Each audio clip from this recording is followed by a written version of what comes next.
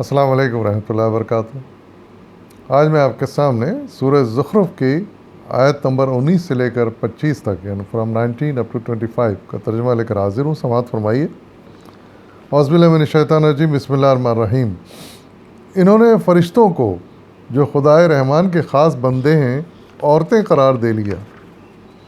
کیا ان کے جسم کی ساخت انہوں نے دیکھی ہے؟ ان کی گواہی لکھ لی جائے گی اور انہیں اس کی جواب دہی کرنی ہوگی۔ یہ کہتے ہیں اگر خدائے رحمان چاہتا کہ ہم اس کی عبادت نہ کریں، ان کی عبادت نہ کریں، تو ہم کبھی ان کو نہ پوچھتے۔ یہ اس معاملے کی حقیقت کو قطعی نہیں جانتے، محض تیر تکے لڑاتے ہیں۔ کیا ہم نے اس سے پہلے کوئی کتاب ان کو دی تھی جس کی سند اپنے اس ملائکہ پرستی کے لیے اپنے پاس رکھتے ہوں؟ نہیں، بلکہ یہ کہتے ہیں کہ ہم نے اپنے باپ دادا کو ایک طریقے پر پایا اور ہم انہی کے نقش قدم پر چل رہے ہیں۔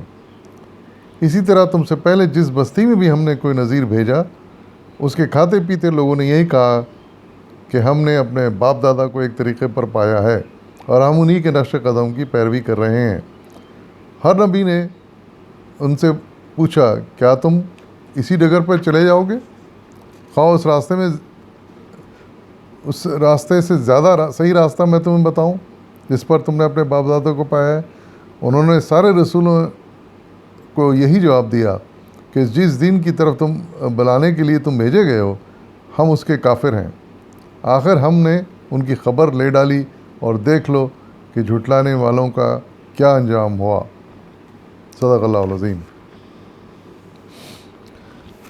یہاں پر اللہ تعالیٰ نے ایک ایسی بات کی مذمت کی ہے جس میں وہ زمانے کے کفار و مشرکین مبتلا تھے، اور اس سے پہلے بھی غالباً اس طرح کے لوگ آئے جنہوں نے فرشتوں کو، جو اللہ تعالیٰ کی ایک خاص مخلوق ہیں اور نور سے بنائے گئے ہیں، وہ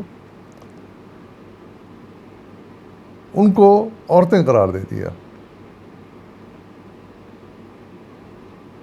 اور اللہ کی انہیں بیٹیاں قرار دے دیا۔ یہ ایک ایسی بات تھی جو پہلے کے لوگوں نے بھی کی تھی، اور جس وقت قرآن نازل ہوا اس وقت بھی بہت سے لوگ اس طرح کی خرافات نکالتے تھے، اور بعض اوقات فرشتوں کو اللہ کی بیٹیاں قرار دیتے تھے، اور بعض اوقات جنوں کو۔ بہت سے ایسے مشرکین کفار تھے جو کہ بعض جنوں کو خدا سمجھتے تھے، خدائی میں شریک کرتے تھے۔ تو یہاں پر چونکہ خاص طور سے اس کی تردید آئی ہے فرشتوں کے بارے میں، تو اس بارے میں اللہ تعالیٰ نے ارشاد فرما رہے ہیں، ان سے بلکہ پوچھ رہے ہیں کہ کیا انہوں نے ان کی ساخت دیکھی ہے، یعنی انہوں نے فرشتوں کو دیکھا ہے کہ وہ کس طرح بنائے گئے، کس چیز کے بنے ہوئے ہیں؟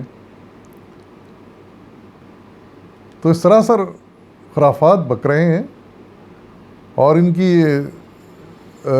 بیہودہ باتوں کو نوٹ کیا جا رہا ہے، اور پھر ایک وقت آئے گا کہ ان کو اس بات کی جواب دہی کرنی پڑے گی کہ کس بنیاد پر اس طرح کی یہ باتیں کیا کرتے تھے، اتنے واہیات الزام اللہ تعالیٰ پر لگاتے تھے۔ پھر ایک بڑی عجیب بات ایک اور انہوں نے کی، وہ کہتے تھے کہ اگر خدا رحمان چاہتا تو ہم ان کی عبادت نہ کرتے۔ یعنی ایک تو خود سے اپنی طرف سے مصنوعی عبادت کر رہے ہیں عقیدے گھڑ کے، اور پھر اللہ تعالیٰ پر یہ الزام ڈال رہے ہیں کہ وہ اگر نہ چاہتا تو ہم عبادت نہیں کرتے۔ مطلب اتنے اچھے لوگ تھے کہ جو ہے نا اللہ کے چاہنے کی وجہ سے یہ سب کچھ کر رہے ہیں، چونکہ اللہ تعالیٰ ان کو کوئی سزا نہیں دے رہا فوراً، اس لیے وہ بالکل ٹھیک کر رہے ہیں۔ اور کیے جا رہے ہیں. یعنی کتنی غلط بات ہے. خود ایک نالائقی کا کام کر رہے ہیں, بےہودہ کام کر رہے ہیں, الزام اللہ تعالیٰ پہ لگا رہے ہیں کہ اللہ تعالیٰ نے ہمیں روکا نہیں, اس لیے ہم کیے جا رہے ہیں, اس لیے یہ کام صحیح ہے. اور پھر دوسرا بہانہ یہ بناتے تھے کہ ہمارے باپ دادا, آبا و اجداد یہ کام کرتے چلے آ رہے ہیں. یعنی آبا و اجداد نے فرشتوں کو بھی پوجا ہے, اللہ کی بیٹیاں قرار دیا ہے, جنوں کو بھی پوجا ہے. تو ہم کوئی نئی بات نہیں کر رہے, ہم تو ان کی پیروی کر رہے ہیں.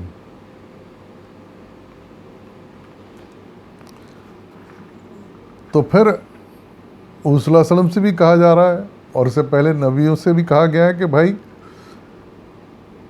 تم اگر ایک غلط راستے پر تمہارے بزرگ چلا کرتے تھے تو کیا تم بھی اسی غلط راستے پر چلتے رہو گے, جبکہ تم کو صحیح راستہ بتایا جا رہا ہے. تم کو تمہاری غلطی تم پر واضح کی جا رہی ہے کہ یہ سراسر غلط ہے, کفر ہے, شرک ہے.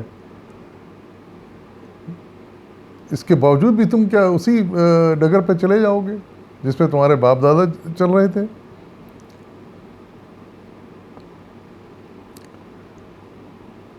تو اس طرح ان کی ڈھیٹ پن برقرار رہتا تھا. بہت کم لوگ ہوتے جو اپنے ان حرکتوں سے باز آ جاتے تھے, حقیقت کو سمجھ لیتے تھے, اس دعوت کو سمجھ لیتے تھے. لیکن اکثر لوگ اسی ڈگر پر چلتے رہتے تھے, اسی کفر پر قائم رہتے تھے, نیا ڈھیٹ پن کا مظاہرہ کرتے تھے. تو پھر ایسے لوگوں کا اللہ تعالیٰ آخر میں ارشاد فرما رہے ہیں کہ پھر دیکھ لو ان کا انجام کیا ہوا. ایسے ڈھیٹ کفار و مشرکین کو تباہ برباد کر دیا گیا, نیست و نابود کر دیا گیا. ان کا نام لیوا کوئی دنیا میں باقی نہیں ہے. تو اس انجام سے سبق حاصل کرنا چاہیے انسان کو. پہلے بھی سبق حاصل کرنا چاہیے تھا پہلے کے لوگوں کو, اور آج بھی اگر کوئی غلط طرز عمل پر چل رہے ہیں لیکن کہیں سے ان کو اللہ تعالیٰ کی یہ صراط مستقیم کی دعوت پہنچ جاتی ہے تو فوراً اپنے حرکتوں سے باز آ جانا چاہیے, اور یہ اس کا جواب نہیں تلاش کرنا چاہیے کہ ہمارے باپ دادا کیا کرتے تھے, ہمارے بزرگ کرتے چلے آ رہے ہیں اس لیے ہم بھی کریں گے. وہ بزرگ اگر غلطی کر رہے تھے, اگر وہ اس کی وجہ سے جہنم میں جائیں گے تو کیا آپ بھی جائیں گے اس کی وجہ سے جہنم میں؟ ہرگز نہیں. اگر آپ تھوڑے بہت عقل مند ہیں, کچھ بھی عقل رکھتے ہیں, سمجھ رکھتے ہیں, تو آپ فوراً سمجھ جائیں گے کہ غلط راستہ ہے, اس کو چھوڑ دیں گے جو بزرگوں نے اختیار کیا تھا.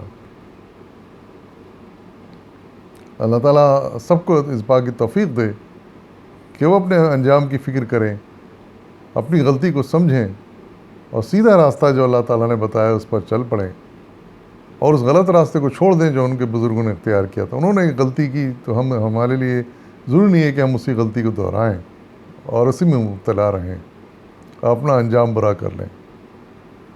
وآخر دعوانا الحمد للہ رب العالمین.